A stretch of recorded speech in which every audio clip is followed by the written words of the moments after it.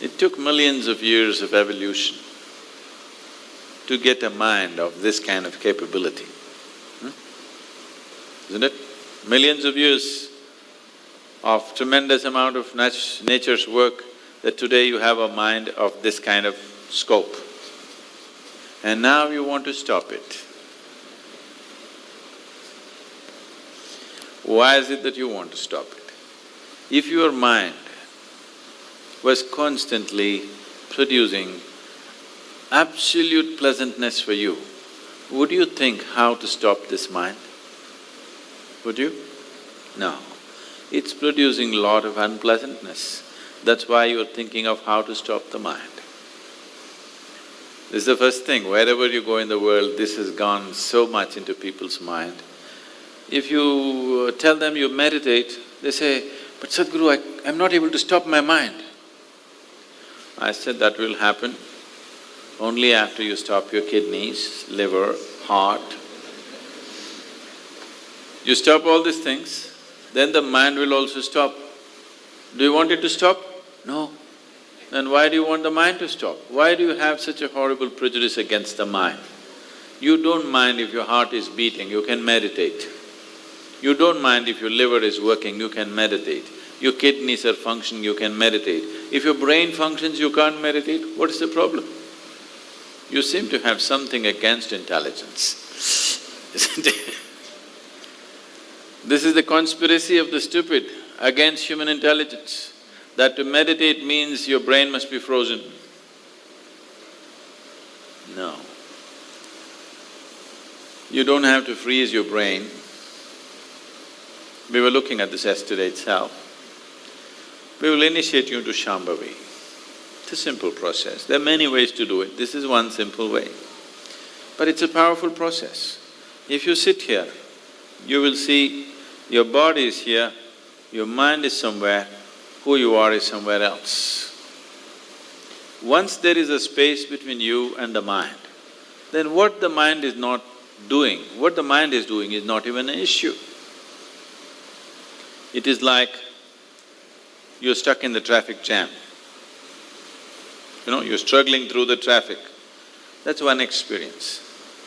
Suppose you're either standing on Chamundi Hill or you're floating in a hot air balloon and look down at all the traffic.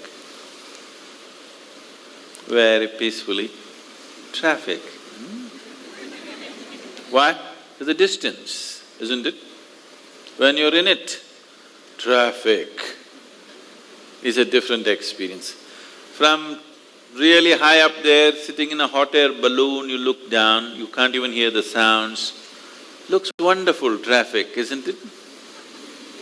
Yes or no? Yes. Because there's a distance.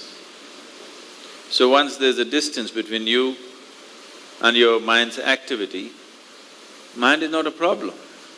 Mind is a miracle, it is not a problem.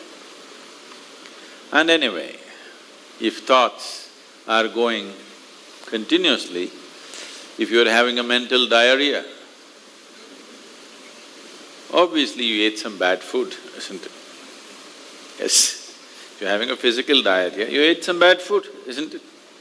If you're having a mental diarrhea, you are obviously consumed something wrong. What this wrong thing could be is, the moment you identify yourself with something that you're not, then you're finished. Your mind is a continuous runs. There is no other way. Do what you want, try as hard as you want, it is not going to stop. If you do not identify yourself with anything that you are not, you know how to be with everything, you know how to use everything, but you're not identified with it, then you will see if you sit here, simply mind will be like this. If you want to use it, you can use it, otherwise it'll be like this. Right now your hands are like this, or you're holding it tied up because it'll go all over, is it? No. You can keep it like this. You can keep it like this, you can keep it like this. When you want to use it, you can use it. So it's a useful instrument. Suppose your hands become like this. Some people have become like this. Yes or no? If it becomes like this, you will become ridiculous, isn't it? If it happens to your mind, also you're equally ridiculous. It is just that you are living in the comfort that nobody else can see it. But people can see it. They watch you closely enough, they can see it, isn't it? And whether they can see it or not, that's not the point. The point is, the most important faculty of your life is out of control. Doesn't matter whether they can see it or not, that's not the issue.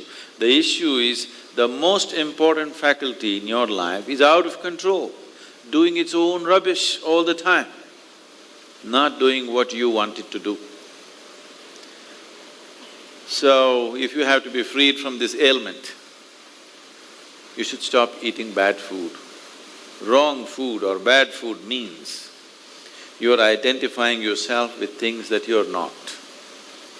If you sit here, if you're not identified with this and with this, then you will see everything is just fine. Then your mind will do what you want it to do. Otherwise, it will simply hang there, and that's how it should be. Mind should not be telling its own stories all the time. It should tell the story that you want it to tell, isn't it? Otherwise, it's quite a nuisance.